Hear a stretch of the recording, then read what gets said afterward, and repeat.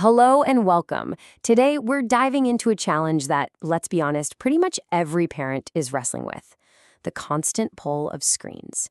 But what if we change the goal? What if it's not about winning a fight, but about building a real, lasting connection? That's exactly what we're going to explore. You know, this quote really gets right to the heart of the matter. This whole conversation isn't just about how to get your kid off their tablet tonight. It's about something way bigger, way more important. It's about our long-term mission, getting them ready for the day when they're the ones making all the calls. And that mission starts with a shift in focus. I want you to picture your kid at 18. They're out on their own, maybe in a college dorm or their first apartment. They're not going to be calling you to ask permission to scroll through TikTok. So the real goal isn't control right now. It's about building the skills and confidence they need to navigate that world on their own. But before we can equip them, we have to understand what we're really dealing with. And let's be real, screens are a powerful magnet for everybody. This isn't just a kid problem, it's a human problem. And get this whole challenge is starting so much earlier than you might think. The data shows the average age for a kid to get their first smartphone is just 10 years old. 10. That is a ton of power and influence in the palm of their hand, which means these conversations, these strategies, they need to start way, way sooner. And if we're really honest with ourselves and look at why we're all glued to our phones, the reasons are actually pretty similar. Yeah, we might be doom scrolling the news while they're watching funny videos or connecting with their friends, but the core appeal, it's the same.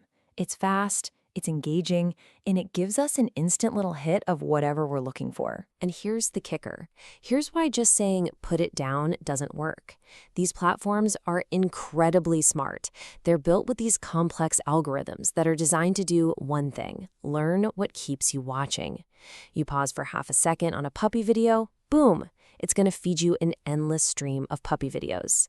The whole system is engineered to hold on to your attention, which means willpower alone, it's just not a fair fight. Okay, so if we can't just rely on willpower against the algorithm, what do? We have to change the environment. We have to be intentional. And that brings us to our first set of strategies: creating moments and spaces that are naturally tech-free. This one is so simple, but it's an absolute game changer: the family docking station. Here's how it works. Step 1, pick a central spot to charge everything. Step 2, and this is crucial, it has to be outside the kids' bedrooms. Your room is perfect. And step 3, this is a rule for everyone. Your phone goes there too. It's not just about rules. It's about modeling the behavior you want to see. Now, why put the docking station in your room? Well, there's this hilarious story that perfectly explains why. This family had their docking station in the kitchen.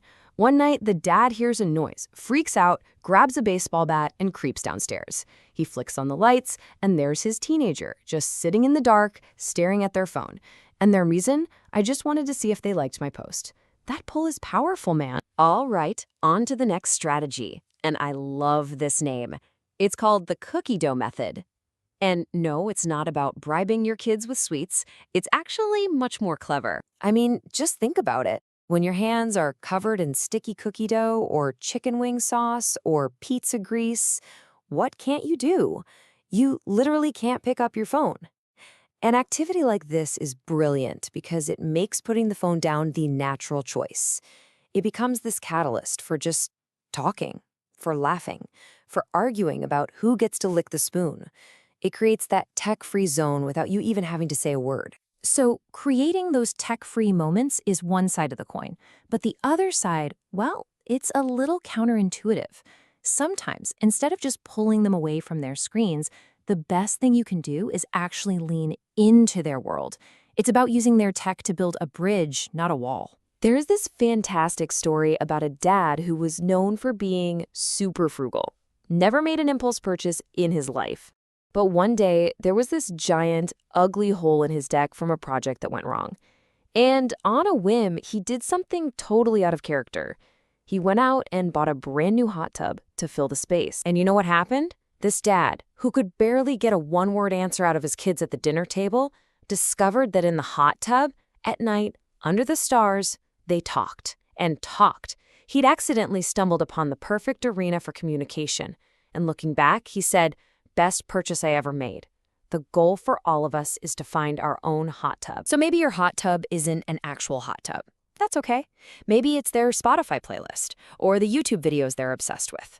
Instead of yelling, "Turn that down," try asking, "Hey, can I listen with you?" Let them be the expert. The key, and this is so important, is don't judge it. Don't criticize their taste.